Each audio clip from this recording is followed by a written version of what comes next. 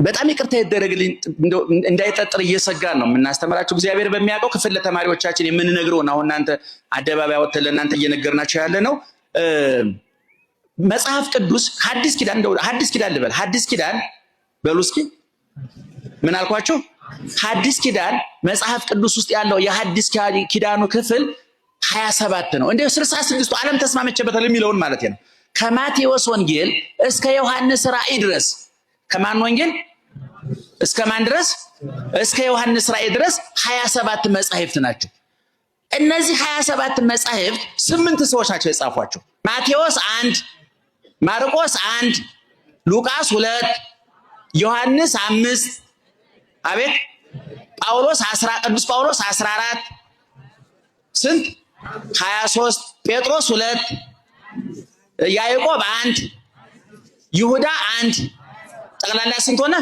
27 በመመናን ይሄ መድኃኒታችን የታዘዘበት የቤታችን ካርታ መድኃኒታችን የታዘዘበት የመድኃኒት ወረቀታችን የቤታችን ካርታ ያለበት ኮምፓሳችን ሁሉም መጽሐፍ ቅዱስ የመንግስተ ሰማያት ካርታ ምክንያቱም መንግስተ ሰማያት ከገባን በኋላ መጽሐፍ ቅዱስ አያስፈልግም ወደዛ እስከምንደርስ ድረስ መቼም ጂፒኤስ ተጠቀማላችሁ አይደል ምን እስከምታደርጉ ጂፒኤስ የሚያገለግለው ቦታው እስከምትደርሱ ነው አይደል ከደረሳችሁ በኋላ ምን ታደርጉላላችሁ ኦፍ ታደርጉታላችሁ እኛም ክርስቶስን ካገኘን በኋላ መጽሐፍ ቅዱስ ኦፍ እናደርገዋለን ከወረቀት ጋር ጉዳይ ይል ባለቤት ዋናውን አግኝተነዋል እንደውም ሄኖክ ሚለው ምንድነው የሰው ልጅ እንደውም እግዚአብሔር ጋር ለመኖር ተፈጥሮ እስመ የተፈጠረ ሰብ ለዚህ ከመዝ ከማያጽኑ ሃይማኖቱን በበረቅ ወበቀለም የሰው ልጅ ሃይማኖቱን በወረቀት እየጻፈ በክርታስ እየከረተሰ ሊኖር አልተፈጠረም ራሱ መጽሐፍ ነበረ ግን ራሱን አዋርዶ እምነቱን ከወረቀት ራሱ የሚፈልግ ለክደት የተጋለጠ የዲያብሎስ መጫወቻ ሆነ ብሏል ሄኖክና እንግዲህ ቅድም እንዳልኳችሁ የሐዲስ ኪዳን መጽሐፍ ስንት ናቸው አልኳችሁ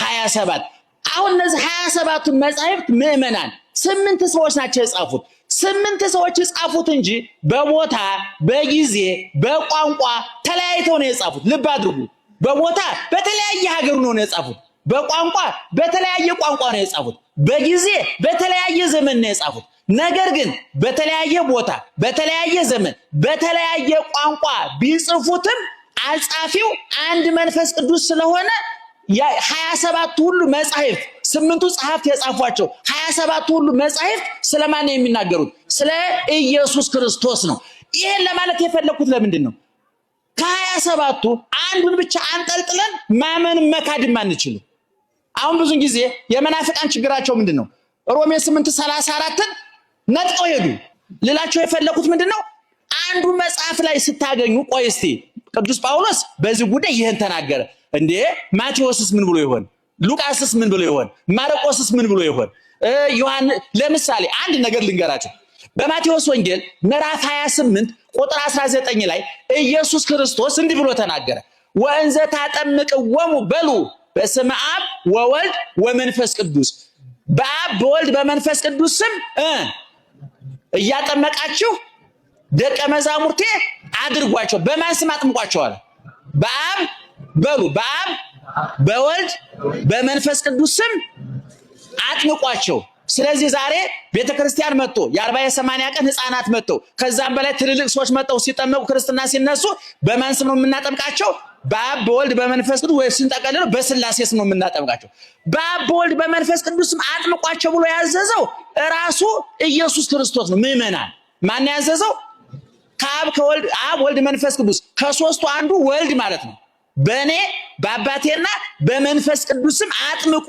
እስከ ዓለም ፍጻሜ እኔ ከናንተ ጋር ነኝ ብሎ የዛሬ 2000 ዓመት ተናግሯል ዛሬ መምህር ገብረ ማርያምና መምህር ወልደ ማርያምም ሲያጠምቁ የዛሬ 2000 ዓመት የነበረውን የክርስቶስን ቃል እየፈጸሙ ነው ምክንያቱም ክርስቶስ እስከ ዓለም ፍጻሜ ከናንተ ጋር ነኝ ማለት ከጴጥሮስ ከጳውሎስ ጋር ብቻ ማለት አይደለም ከኛም ጋር እዚህ ያሉ ካህናት ራሳቸው የጴጥሮስ የጳውሎስ የሐዋርያት ወራሾች ስለሆኑ ማለት ነው ስለዚህ ኢየሱስ ክርስቶስ አሁን በማን ስም አጥምቋቸው አለ በአብ በወልድ በመንፈስ ቅዱስ አጥምቋቸው አለ ስለዚህ በዚህ ምንባብ መሰረት ሰው መጠመቅ ያለበት በማን ስም ነው በአብ በወልድ በመንፈስ ቅዱስ ስም ነው አይደለም ማን ያዘዘው ብያቸዋለሁ ራሱ ኢየሱስ ክርስቶስ የጻፈው ማን ነው ማቴዎስ በምዕራፍ ስንት በምዕራፍ 28 ቁጥር 19 ላይ ይሄን ትምህርት ሲሰጥ እዛው ካጠገቡ የነበረው በጆሮው የሰማ በአይኑ ያየ በእጁ የዳሰሰ ፊት ለፊት ተቀምጦ የሰማው በጎቼን ጠብቅ፣ ግልገሎቼን ጠብቅ፣ ጠቦቶቼን ጠብቅ ተብሎ ሹመት የሰጠው የመንግስተ ሰማያት ቁልፍ የተሰጠው በምድር ያሰርከው በሰማይ የታሰረ ይሆናል፣ በምድር የፈታው በሰማይ የተፈታ ይሆናል ተብሎ ምስጢር የተሰጠው ሹመት ስልጣን የተሰጠው ቅዱስ ጴጥሮስ እዛው ቦታ ላይ ነበረ። ማን ሲያስተምር? ክርስቶስ ምን ብሎ ሲያስተምር? በአብ በወልድ በመንፈስ ቅዱስ ስም አጥምቋቸው ሲል እንደገና ራሱ ቅዱስ ጴጥሮስ ይሄን ትምህርት የሰማው የጌታውን ትምህርት የሰማው ቅዱስ ጴጥሮስ ኢየሱስ ክርስቶስ ሙቶ ተነስቶ ካረገ መንፈስ ቅዱስን ከላከላቸው በኋላ በመንፈስ ቅዱስ ተቃኝተው ተለውጠው ተቀይረው ቋንቋ ተገልጦላቸው ምስጢር ተገልጦላቸው ያረጀ አይምሯቸው ታድሶ ፈሪ ልቦናቸው ጀግኖ ተቀይረው ተለውጠው ሲያስተምሩ በኢየሱስ ንስሐ እየገባችሁ በኢየሱስ ክርስቶስም ተጠመቋል። ደህና ዋላችሁ። በማን ስም ተጠመቁ አለ? ማን ያለው? ማን ያለው? ጴጥሮስ። ቅድም ግን የተባለ ክርስቶስ ያስተማረ ምን ብሎ ነው? በማን ስም አጥምቋቸው አለ? ስለዚህ በማን ስም እንደ ክርስቶስ ትምህርት በማን ስም መጠመቅ አለብን? በአብ በወልድ በመንፈስ ቅዱስ መጠመቅ አለብን ማለት ነው። በማቴዎስ ወንጌል ላይ ከ27ቱ መጻሕፍት አንዱ የማን ወንጌል ነው? የማቴዎስ ወንጌል ነው። ልብ አድርጉ። ሌላው ቅዱስ ጴጥሮስ ደግሞ እንደገና ንስሐ እየገባችሁ በኢየሱስ ክርስቶስም ተጠመቁ አለ። ይሄ ትምህርት የተለያየ ነው አይደለም? ሐቁን ነገር ግድ የላችሁም፣ አይዟችሁ። ላብራራው ስለሆነ ነው በሉ። አልተለያየም። ልድገመው ጥያቄውን። ክርስቶስ በማን ስም አጥምቁ አለ? ቅዱስ ጴጥሮስ በማን ስም ተጠመቁ አለ? ስለዚህ የጴጥሮስ ነው የክርስቶስን ትምህርት ነው መያዝ ያለብን። አቤት። ሁለቱም የት ነው ያለው? መጽሐፍ ቅዱስ ውስጥ ሁለቱም የት ነው ያለው? ቅድም ስንት መጽሐፍ ቆጠርን? ከ27ቱ አንዱ ማቴዎስ በማን ስም አጥምቁ አለ ክርስቶስ? በአብ በወልድ በመንፈስ ቅዱስ ስም። ሌላ ሉቃስ ስንት መጽሐፍ ጽፏል ብያችኋለሁ? ሁለት ብያለሁ። አንዱ ወንጌል ነው፣ አንዱ የሐዋርያት ሥራ ነው። አሁን የጴጥሮስን የጠቀስኩላችሁ ከሐዋርያት ሥራ ምዕራፍ 2 ቁጥር 37 ላይ ነው። አሁን ይሄ እርቅ የሚባል አለ። ምዕመናን ሰው ሲጣላ የሚያስታርቅ ሰው አለ አይደል? ዛሬ እንኳን የሚያስታርቅ የለም፣ ታውቁታላችሁ። ላስታርቅ ሄዶ ሰውየው እንኳን መጥፎ ነው ግን አብራችሁ ብትኖር እኮ ጥሩ ነው አላሉ ሽማግሌ። ከሰውየው ቂም አለው አሉ። ባልና ሚስት ሊያስታርቅ ሄዶ እኮ ነው። ሰውየው አውሬ ነው፣ እንዴት እሱ ጋር እንደኖርሽ አላውቅም፣ ግን አብራችሁ ኑሩ። አሁን የሰውየው ሰዓት ለኩሶ አንድ ዶ ነው የመጣው። የዛሬ ሽማግሌ አስታርቅ ብል ነገር አጣሞ ይመጣል ይላሉ አባቶቻችን። መጻሕፍትም እንደ ሰው ይጣላሉ እያልኳቸው ነው። ልክ አበበና ከበደ ተጣልተው በቦክስ ጥርስ እንደሚራገፉት ሁሉ መጻሕፍት ደግሞ እርስ በርሳቸው ይደባደባሉ። አስታራቂያቸው ማን ነው ሲባል ሊቃውንት ናቸው፣ መምህራን ናቸው። እየሰማችሁ ነው? መምህራን ናቸው። መጻሕፍት አስታራቂ ሽማግሌዎቻቸው ሊቃውንት ናቸው። በቤተ ክርስቲያናችን እንደው አሁን እዚህ ላይ እንደው የኛን ክፍል የምንማረው የምናስተምረው አመትን ብንደፋባችሁ እንደው አጨብጫቢ ሆናችሁ እንጂ አዋቂ ሆናችሁ ስለማትሄዱ ነው እንጂ ብዙ ጉድ ነበር፣ ብዙ ምስጢር ነበር። ለባጭሩ ግን መጻሕፍት አሁን የቅድሙ የሁለቱ ቃላት ተጣልቷል አልተጣሉ? ሰምታችሁኛል? ተጣልቷል አልተጣሉ? አንደኛው ምን አለ? ባለቤቱ ምን አለ? እሺ ጴጥሮስ ምን አለ? ስለዚህ አሁን ሁለቱም ውሸት ነው እንዳንል ሁለቱም የት ነው ያለው? መጽሐፍ ቅዱስ ከዮሐንስ ከኦሪት ዘፍጥረት እስከ ዮሐንስ ራእይ ድረስ እውነት ነው ሐሰት? ልክ ነው አይደለም? የማን ቃል ነው? የእግዚአብሔር ቃል ስህተት አለበት? ውሸት አለበት? አንዱን ጥለን አንዱን አንጠልጥለን አንዱን ሰርዘን አንዱን ደልዘን መሄድ እንችላለን? አንችልም። ስለዚህ ያለው አማራጭ ምንድነው? ሁለቱን የተጣሉ የሚመስሉ ቃላት ምን ማድረግ ነው? ማስታረቅ ነው። ክርስቶስ ለሐዋርያት ሲያስተምር የሞትኩኝ የተሰቀልኩኝ እኔ ነኝ፣ በእኔ ብቻ ስም አጥምቁ አላለም። አባቴ ያለ የባህሪ አባቴ እኔ ያለው መንፈስ ቅዱስ አለ። ስለዚህ ማንም ሰው መንግስተ ሰማያት የሚገባው ልጅነት የሚያገኘው በማን ስም ሲጠመቅ ነው? በአብ በወልድ በመንፈስ ቅዱስም ሲጠመቅ። ታዲያ ደቀ መዝሙሩ ባሪያው ታዛዡ ተላላኪው ቅዱስ ጴጥሮስ እዛው ቁጭ ብሎ ሰምቶ ተምሮ ትምህርቱን ማፍረሱ ነው ወይ ቢባል አይደለም። ልብ አድርጉ። አሁን ከአብ ከወልድ ከመንፈስ ቅዱስ ሰው የሆነው ማን ነው? ሰው የሆነው ማን ነው? ስጋዬን የበላ ደሜን የጠጣ የዘላለም ሕይወት አለው ያለን አብ ነው መንፈስ ቅዱስ? ንገሩኝ። አብ ነው ወልድ? በዮርዳኖስ የተጠመቀው እጅጉን የተቸነከረው ምራቅ የተተፋበት ሙቶ የተነሳው ያረገው ዛሬ በአብ ቀኝ ያለው በኋላ ለፍርድ የሚመጣው ወልድ ይመጣል። አሁን እነዚህ ቅዱስ ጴጥሮስ እያስተማራቸው ያሉ ሰዎች እግዚአብሔር መኖሩን የሚያውቁ ናቸው። እግዚአብሔር ዓለምን ፈጠረ፣ እግዚአብሔር ሰማይና ምድርን ፈጠረ ብለው የሚያምኑ ሰዎች ናቸው። አሁን ለእነዚህ ሰዎች አዲሱ ትምህርት ምንድነው? ኢየሱስ ክርስቶስ ሰው ሆኗል፣ ስጋ ለብሷል፣ ቃል ስጋ ሆኗል። በመጀመሪያ ቃል ነበረ፣ ቃል በእግዚአብሔር ዘንድ ነበረ፣ ቃልም እግዚአብሔር ነበረ፣ ሁሉ በሱ ሆነ፣ ያለሱ የሆነ ምን የለም ተብሎ የተነገረለት ሰማያዊ ቀዳማዊ አልፋና ኦሜጋ ርዕስ ወማይለቅ ፊተኛና ኋለኛው ሰማይ ዙፋኑ ምድር የእግሩ መረገጫ የሆነችለት እግዚአብሔር ወልድ አሁን ሰው ሆኖ ስጋ ለብሶ ሙቶ ተሰቅሎ አድኗቸዋል። ስለዚህ በኢየሱስ ክርስቶስም ተጠመቁ ማለት ምንድነው? ስሙ ሕይወት መድኃኒት እንደሆነ አውቃችሁ ማለት ነው። ደህና ዋላችሁ? እየሰማችሁ ነው? አሁን ቅዱስ ጴጥሮስ በማን ስም ተጠመቁ አለ? ኢየሱስ ክርስቶስ ስሙ ምንድነው ብያችኋለሁ? ሕይወት ነው።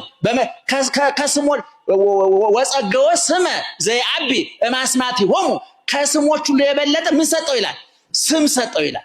የገብርኤል ስም፣ የሚካኤል ስም፣ የድንግል ማርያም ስም፣ የጊዮርጊስ ስም አንድ ላይ ቢጨፈለቅ ይህን ስም አይተካ። ይሄ ስም ዘላለማዊ ስም ነው። ይሄ ስም ፈዋይ ስም ነው። ይሄ ስም የኛ ስም ታውቁታላችሁ።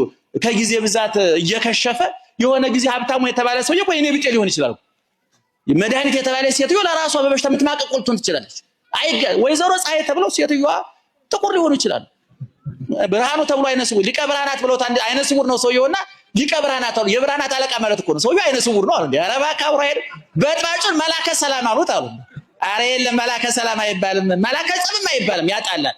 መላከ ሰላምም መጥቶና አሁን የክርስቶስ ስም ምትክ አልባ ነው። እየሰማችሁ ነው የሚመና ይሄ ስም ውድ ስም ነው፣ ሕያው ስም ነው። ከሰማይ በታች እንድንድንበት የተሰጠ ሌላ ስም አለ? በደንብ ንገሩኝ። አለ? የለም፣ በፍጹም የለም። ኦርቶዶክሳዊ ተዋሕዶ ቤተክርስቲያን ይሄን ስም በምንም ተክተው አታውቅም። ይሄ ስም የሐዲስ ኪዳን ስም ነው፣ የድህነት ስም ነው፣ የስጋዌ ስም ነው። መቼ የተሰጠ? ቃል ስጋ ሲሆን ከመቤታችን ሲዋሃድ እመቤታችን እንደ ቃል ይደረግልኝ ስትል ጸነሰች ነው የምንለዋለን። ስትጸንስ ቃል በማን ማህፀን አደረ? በድንግል ማርያም ማህፀን አደረ። ከስጋዋ ስጋ ነሳና ተጸነሰ። መድኃኒታችን ያን ጊዜ ተጸነሰ ማለት ሲወለድ ልክ እመቤታችን ስትወልድ እናንተ ለልጆቻችሁ ስም እንደምታወጡት ምን የሚል ስም ወጣለት? ኢየሱስ የሚል ስም ወጣለት። ክርስቶስ የሚል ስም ወጣለት። ይሄ ስም አዲስ ስም ነው። ከስጋ ጋር የተዋሃደ ሰው የሆነ የተራበ፣ የተጠማ፣ የተቸነከረ፣ የተሰቀለ፣ የተገነዘ፣ የተቀበረ፣ የተነሳ፣ ያረገ መልሶ የሚመጣ በስሙ የኃጢአት ስርየት የተሰበከበት ስሙ ዳቦ ነው ይበላል፣ ስሙ ውሃ ነው ይጠጣል፣ ስሙ ልብስ ነው ይለበሳል፣ ስሙ ብርሃን ነው ጨለማ ይገፋል፣ ሕይወት ነው ሞትን ይሽራል፣ ትንሣኤ ነው መቃብርን ባዶ ያስቀራል። ስለዚህ ቅዱስ ጴጥሮስ ምን አለ? በኢየሱስ ክርስቶስ ስም ምን አሉ? ስሙ ምን እንደሆነ አምናችሁ ማለት ነው።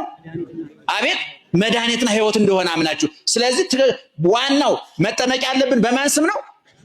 ማን እንዳስተማረን? ቅዱስ ጴጥሮስ በክርስቶስም ተጠመቁ ሲል ያንን ማፍረሱ ነው አይደለም። የበለጠ አጸን ነው። ይሄን እንደው ወደፊት ደግመን ስናስረዳቸው ይገባቸው ብለን ተስፋ እናድርግ። አሁንም ገብቷቸው ፊታቸው ያስታውቃው ነው ለምናል። ደህና መሻቸው። እንግዲህ ቅድም እንደተባለው አሁን ሮሜ 8:34 ላይ ሁልጊዜ የሚጠቀጥ ስለኛ የሚማልደው የሚል እንደው በጣም ከመስማታችን የተነሳ ወጥ እጅ ሲነካው ምን አለ ነው የሚባለው? ይሄ ጥቅሱ በጣም ከመደጋገሙ ጆሮ አለ። ጆሮ አለ ባለው የሆነ ወሬ ሲደጋገም እኮ ጆሮ አለ መባል አለበት አይደለ? እንደ መንገድም ሲበዛ ግርግር አለ መባል አለበት። ሁሉም እኮ አለ። አሁን በጣም ተደጋግሞ ተጠቀሰ። ቅዱስ ጳውሎስ ይሄን ማለቱ ምን ማለት ወደ ኋላ ቆተና 31 ጀምራ ነው ውስጥ ህሊና ያለው ውስጥ እንግዲህ ስለዚህ ነገር ምን እንላለን? እግዚአብሔር ከኛ ጋር ከሆነ ማን ይቃወመናል? ለገዛ ልጁ ያራራለት ነገር ግን ስለ ሁላችን አሳልፎ የሰጠው ያው ከእርሱ ጋር ደግሞ ሁሉን ነገር እንዲያው እንዴት አይሰጠንም? እግዚአብሔር የመረጣቸውን ማን ይከሳቸዋል? የሚያጸድቅ እግዚአብሔር ነው። የሚኮንንስ ማን ነው? የሞተው ይልቁንም ከሙታን የተነሳው በእግዚአብሔር ቀኝ ያለው ደግሞ ስለኛ የሚማልደው ክርስቶስ ኢየሱስ ነው። የሚያጸድቅ እግዚአብሔር ነው። የሚኮንን ማን ነው? እግዚአብሔር ራሱ ኢየሱስ ክርስቶስ ነው። ስለዚህ ኢየሱስ ክርስቶስ የምንድንባቸውን ማስረጃው መንገዶች ነው። ቅድም ነግሬያቸዋለሁ። በልጁ ያመነ ስጋዬን የበላ ደሜን የጠጣ ያመነ የተጠመቀ በደቀ መዝሙር የስም ቀዝቃዛ ውሃ ያጠጣ ዋጋው በኋላ ደግሞ ራሱ ባለቤቱ ስመጣ ብሏል። እንደው በእውነቱ ሐዋርያ ያልተናገረው ነብይ መላክ ራሱ ባለቤቱ የተናገረው ምንድነው ያለን? በኋላ ስመጣ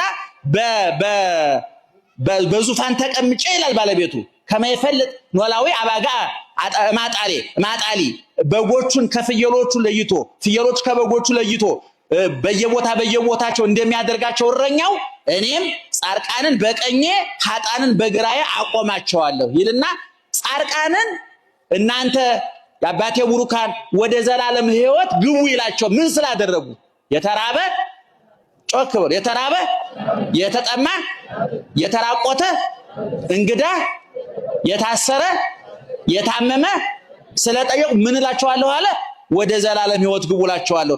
ይሄንን ሲያደርግ ቆይ ለአባቴ ነግሬ አስገባቸዋለሁ ብሏል? ንገሩኝ። ለአባቴ ነግሬ አስገባቸዋለሁ ብሏል አላለም። እንደገና በሉቃስ ወንጌል ምዕራፍ 23 ቁጥር 46 አካባቢ ስታነቡ ኢየሱስ ክርስቶስ እንደዚህ ተሰቅሎ ሳለ መሃል ላይ ክርስቶስ በቀኝ አንድ ወንበዴ በግራ አንድ ወንበዴ ተሰቅሎ ነበር። በግራ የተሰቀለውን ታውት ራሱን የረሳ ነው ልናስታውሰው አንችልም። መከራ ያላስተማረው እንደባለገ ኑሮ እንደባለገ ይሞት ራሱን ያዋረደው ምን እናርገውኛ? እግዚአብሔር ራሱን ያዋረኛል እናከብረው አንችልም። በስተቀኝ የተሰቀለው ግን ምን አለ? አየ ታምራት ይደረግ ጠላቶቹ ይሰድቡታል፣ እሱ ግን የሚያደርጉትን አያውቁምና ይቅር በላቸው ይላል። ጠላቶቹ ይሳደባሉ፣ ይጮሃሉ፣ እጁን ይቸነክራሉ፣ እግሩን ይቸነክራሉ፣ ውር ይላሉ፣ መዶሻውን አንጣ ሚስማሩን አንጣ እየተባሉ የመከራ ማዕት ያወርዱበታል ክርስቶስ ላይ። ክርስቶስ ግን መልሶ ምን ይላል? አባቶይ የሚያደርጉትን አያውቁምና ይቅር በላቸው። እነሱ መራራ ነገር ባፉ ይጨምራሉ፣ እሱ ደግሞ ከውስጥ ጣፋጭ ነገር አወጣ። እንደውም የግቢ ተማሪዎች ይኖራሉ ብዬ አስባለሁና አንዱ ባለቅኔ እንዲህ አለ ይወለጠ ብነ ጣዕመ ረራየከ መረራ ሐሞት ወአፍ ሐሞት ዘትበልኦ እስመ ለመሪር ሐሞት ጣዕመ ቃልከ አጥፎ አለ ባለቅኔ። የጥንት ቅኔ ነው እንግዲህ ካህናቱ ይሰሙታል። ምእመናን ለእነሱም ትንሽ ጣል እናድርግላቸው ብዬ ነው። ደህና ዋላችሁ።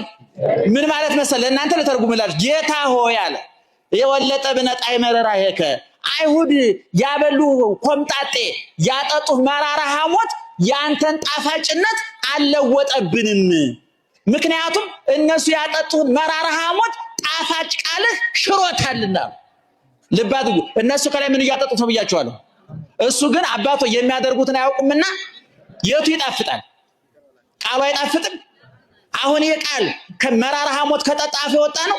እኛ ሰው ቤት ግብዣ ሄደን በልተን ጠጥተን ስንወጣ ምንድን ነው አሁን የኖት ሰራው ብላ ነው፣ አሁን እንጀራ ጋገርኩ ብላ ነው፣ አሁን ጠላ ሰርግ ደም በልጥርግ አድርጎ በልቶ ሲወጣ አሁን ይሄን ሁሉ ሰው ከሚያተራምሱ ምን አለ ገንዘቡን በልቶ እኮ እየወጣ ለምን ገንዘብ ያወጣሉ? በልቁርጡን በልቶ ጣጩን ገልብጦ እያገሳ ሙሽሮቹን እያማረ የሚወጣው እንኳን ኮምጣጤ ጠጥተን ጠጅ ጠጥተን ምስጋና የለንም። ክፉዎች ነን። ባለቤቱ ግን ሐሞት ኮምጣጤ እየጋቱት እሱ ምን አለ የሚያደርጉትን አያውቁምና እና ባለቅኔን ገልብጦ ምን አለ ጌታ ሆይ የጠጣው ሐሞትና ኮምጣጤ ጣፋጭ ቃልን አላመረረብንም ማለት እና ቅድም እንደነገርኳችሁ እዛ ተሰቅሎ ሳለ ይሄ በስተቀኝ የተሰቀለው ወንበዴ አየ የሚያየው ነገር የተገላቢጦሽ ነው። እነሱ ሁለቱ የተሰቀሉት አቅም አንሷቸው ነው፣ ማምለጥ ስላልቻሉ ነው። እጅግራቸውን ተጣፍረው ህዝቡን አንገሽግሸው ክርስቶስ በ3 ዓመት ወደ ግብጽ ሲሰደድ እነሱ ሌቦች ነበሩ። ይገርማቸዋል። ከ33 ዓመት ሊሞት ሲመጣም እነሱ ሌቦች ናቸው። እድሜያቸውን የጨረሱ በግፍ ነው። ሴት በመድፈር ገንዘብ በመዝረፍ ሰው በመግደል ቤት በማቃጠል ህብረተሰቡን ያንገሸገሹ ሌቦች ናቸው። እና ይሄ በስተቀኝ የተሰቀለው ምን አለ? በጣም የሚገርም ወንበዴ ነው እውነቱን ለመናገር። እና እባክህ በመንግስት ስትመጣ ምን አለ ሄራቅሊስ እሱ እዚህ ቁጭ ብሎ እውነት ጎኑ የተሰቀለውን ንጉስ የሚያሰኝ ነው ወይ ክርስቶስ? ራቆቱን ተሰቅሎ እጅግሩ ተቸንክሮ ምራቅ እየተጠፋበት ሐሞት ኮምጣጤ እየጠጣ የሸዋክል ተደፍቶበት ክርስቶስ የንጉስነት ምልክት አለው የለውም? አይን ሲበራ ግን እዚህ አንተ ስቁል ዲበጸ መስቀል ወአንተ ንቡር ዲበ ኪሩቤል አይኑ ጎኑ የተሰቀለውን ሳይሆን ሰማይ ያለውን ክርስቶስ አየ። ሐዋርያት አላስተማሩኝም፣ ነቢያትን አልሰማሁም። አላ ፀሐይ ቀጸበት ተኒ ፀሐይ ሲጨልም አየ፣ ተአምራቱን አየ። ስለዚህ ወደው ምን አለ? አቤቱ በመንግስት ስትመጣ ምን አድርገኝ እስቲ እንደው አስበን በሉ እስቲ። ማን ያስበን? በምኑ ሲመጣ? በመንግስቱ ሲመጣ። ወደው ክርስቶስ የሰጠው መልስ አምላካዊ ዘላለማዊ ቁርጥ ያለ ውሳኔ ነው የሰጠው። እንደ በነገራችን ላይ የመጽሐፍ ቅዱስ ሊቃውንት ምን ይላሉ? በዓለም ላይ ቶሎ ፈጥኖ መልስ ያገኘ ጸሎት እንደዚህ ሰው ያለ ጸሎት የለም ይባላል። እዛው ጸለየ። የሰውዬ የሚገርማችሁ ከሞላ ጎደል እኮ እየሞተ ያለ ሰውዬ እኮ ነው። ወኔ ወደ እግሩ አካባቢ ሳይሞት ይቀራል አንተ ተጋምሷል። እውነቴን እኮ ነው፣ እያጣጣረ እኮ ነው እየሞተ ያለ ማርያም፣ እውነቴን ነው እየሞተ ያለ ሰው ተንጠልጥሎ የዋለ ሰው። ግን እግዚአብሔር ምን አለ? እኔ በጣም ነው የሚገርመኝ። ማርያምን ተስፋዬ ይለመልማል። ወዲያው ምን አለ? ዛሬ ከኔ ጋራ በገነት ትሆናለህ። አንተ ተቀድሞ ውያ ለአዳም ውስጥ ገነት ከአዳም አስቀድሞ የት ትገባለህ?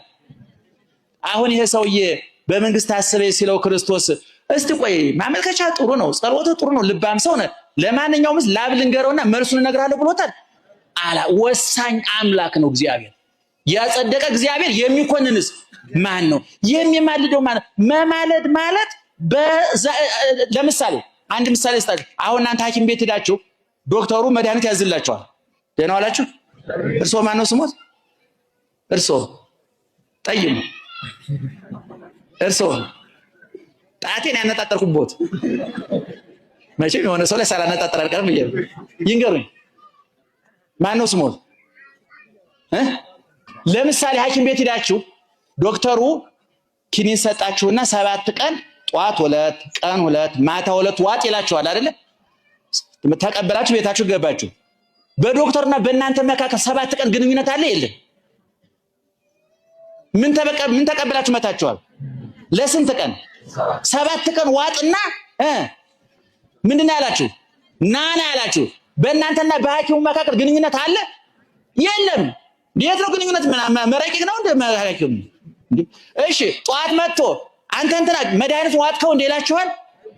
እናንተ 10 ጊዜ ከምቀበላችሁ 6ቱን አንድ ጊዜ መቃም ትችላላችሁ? አትችሉም? መብታችሁ ነው። መድኃኒቱን ከሰጠ በኋላ በእናንተና በዶክተርና በበሽተኛው መካከል ግንኙነት የለም። የኛ አምላክ ግን ይሄን በደንብ ተረዱኝ። ስጋዬን የበላ ደሜን የጠጣ እሺ ይሄ መድኃኒት ሰጥቶናል አልሰጠንም? መድኃኒቱን ሰጥቶን እንደ ዶክተር በቤቱ አልተኛም። ሁሉ ጊዜ በምንጽህ ቅዳሴ ስጋው ደሙ ሲቀበሉ ምን ነበር? ምንድነው? ቅዱስ ሀበኒ ከመርሳ ዘንተ ስጋ ለሕይወት ዘንበለ ኩነኔ። ይሄን ስጋ ያለ ፍርድ ይሄን እንደምቀበል ዘንድ መቀበል ስጠኝ ነው። ስጋውና መቀበሉ ስጠኝ ነው። መቀበሉ ነው የሚሰጥ። ስጋውን ማሰጥቶናል። አንድ ጊዜ ደፍሬ የበላህ ዘንድ ደፍሬ የጠጣህ ዘንድ ምክንያቴን ትቼ በኃጢአት ማመካኘቴን ስትቼ ንስሐ ገብቼ ደፍሬ ስጋህን እንዲበላ ደምህን እንዲጠጣ መድኃኒቱን እንዲውጥ አድርገኝ ብለን እንጸልያለን። ክርስቶስ ስጋውን ሰጥቶን ደሙን ሰጥቶን ያመነ የተጠመቀ ይድናል ብሎን አንድ ጊዜ አዝዣቸዋለሁ። እንደ ዶክተሩ ቤቱ ሄዶ የሚተኛ አምላክ አይደለም። ዛሬም በሰማይ ሆኖ ይቆጣጠረናል። ከኛ ጋር ነው። ሁልጊዜ ዘወትር ከኛ ይማልዳል ማለት ዘወትር ከእናንተ ጋር ነው ማለት። እየሰማችሁ ነው? እኔም በማርያም ስሙኝ። አሁን ክርስቶስ ተነስቷል፣ ሙቷል፣ ተቀብሯል፣ ተነስቷል፣ አርጓል። በማን ቀኝ ነው ያለው? በአብ ቀኝ ነው ያለው። አሁን ግን ዛሬኛ ስጋውን ስንበላ ደሙን ስንጠጣ ንስሐ ስንገባ አምነን ተጠምቀን ስንድን ከኛ ጋር አለ የለም? አሁን እዛ አለ የለም? ባጭሩ አለ የለም? ስለዚህ መድኃኒቱን ብቻ ሰጥቶ ቤቱ ተኝቷል አልተ የሐኪሞች ጠባይ ነው። ምናልባት አንተ ዶክተሩ ላንተ መድኃኒት ሰጥቶ የሆነ ቦታ እኮ ሰፍሮ ሊሆን ይችላል፣ ወይም ራሱ ታሞ እየማቀቀለ ምን ታውቃለህ አንተ? ምንም መረጃ የለም። ይሄኛው መድኃኒት ግን ከዶክተሩ ጋራ ግንኙነት ብቻ ሳይሆን ተዋህደነዋል። ስጋዬን የበላ ይላል። እንደውም እዛው ላይ ስጋዬን የበላ ደሜን የጠጣ እኔ ከሱ ጋር ሆናለሁ እሱም ከኔ ጋር ምን ይሆናል? ይዋሃዳል ነው የሚለው። ስለዚህ ዘወትር ከእናንተ ጋር ነው ጧት ማታ ማለት ነው።